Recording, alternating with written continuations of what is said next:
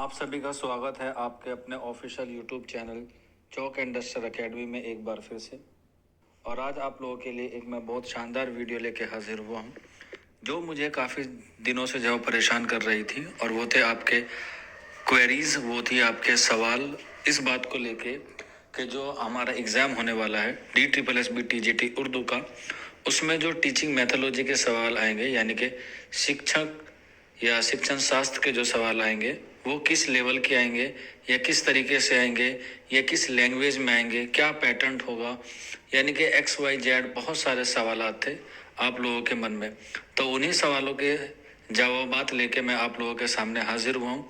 ये आप लोग देख सकते हैं, ये पेपर है जो लास्ट टाइम हुआ था DSSB उर्दू का, मेल का है। और आप लोग देख सकते हैं उसका ये आखिरी सवाल है 190वां 190, जिसका सवाल आप लोगों को दिख रहा होगा, बहमनी सल्तनत का जवाल किस सदी में हुआ। तो यहाँ पे देख सकते हैं 15वीं सदी में हुआ है।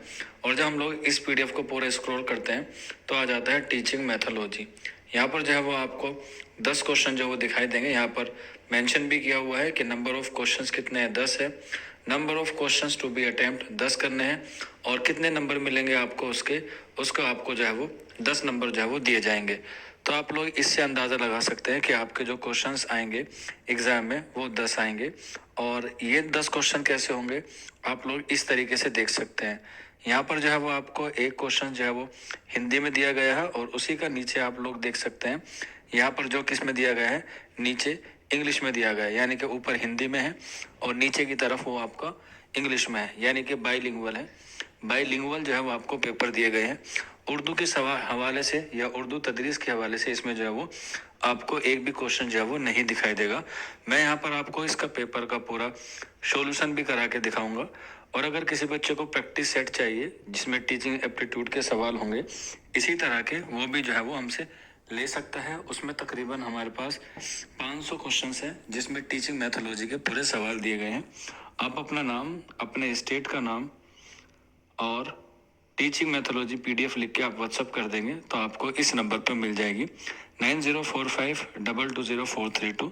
आंसर्स के साथ आपको पूरी PDF मिल जाएगी, लेकिन लैंग्वेज उसकी हिंदी रहेगी। तो ठीक है, तो इस तरीके से आप लोग देख सकते हैं। मैं इस वाले पेपर का सॉल्यूशन जो है वो आपको दिखाता हूँ, आप लोग भी जो है वो इसमें देख सकते हैं। तो पहला सवाल है, एक शिक्षक के रूप में यदि आप अपने शिक्षण में सुधार लाना चाहते हैं तो आप क्या करेंगे। तो इसमें 4 ऑप्शन दिए गए हैं, तो इसमें जो ग्रीन वाला है वही क्या है, इसमें आंसर होगा।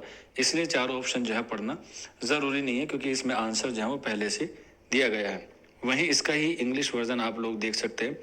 As a teacher if you want to bring improvement in teaching what would you do. तो इसमें आ जाएगा option correct my own mistakes. तो इस तरीके से पहले सवाल हिंदी में रहेगा और उसी का रूपांतरण या उसी का ट्रांसलेशन आपको इंग्लिश में मिलेगा। उर्दू का जो यहाँ पर कोई लेना देना नहीं है। इसी के बाद यहाँ पर दूसरा सवाल देख सकते हैं, शिक्षक का सबसे महत्वपूर्ण कार्य क्या है। तो यहाँ पर है शिक्षा को रोचक बनाना। इसके साथ साथ तीसरा क्वेश्चन आ जाएगा, छात्रों की उन्नतियों का मूल्यांकन करने की उत्तम विधि है। तो आंसर हो जाएगा लगातार मूल्यांकन। इसके बाद नेक्स्ट क्वेश्चन पे देखते हैं जो हमारा हिंदी में है, यदि एक छात्र कक्षा में अप्रासंगिक प्रश्न पूछता है तब एक अध्यापक के रूप में आप क्या करेंगे।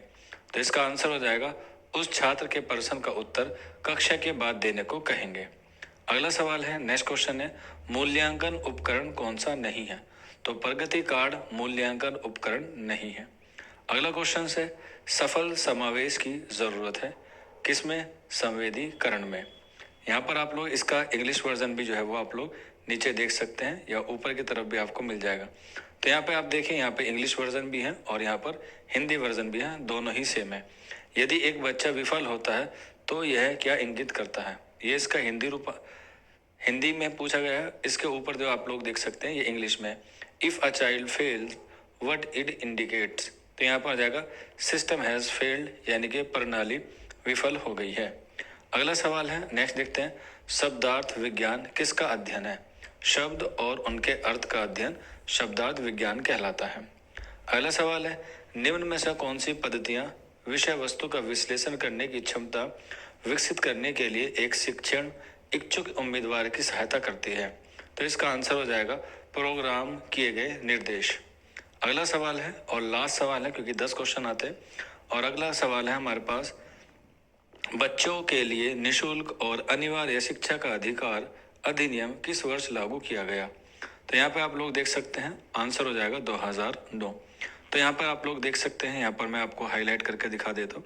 ये देख लीजिए, 200 क्वेश्चंस हो गए और सिर्फ आपके 10 क्वेश्चन हैं जो आपके टीचिंग मैथोलॉजी से आएंगे और हिंदी या इंग्लिश में आपको मिलेंगे।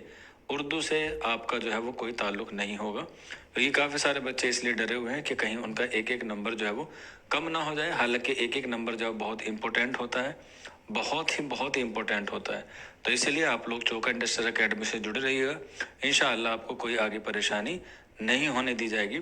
फिर भी अगर आपके मन में कोई डाउट रहता है या कोई क्वेरी आ जाती है तो आप लोग इस नंबर पे जो है वो रब्ता कर सकते हैं। आज के सेशन में इतना ही, शुक्रिया।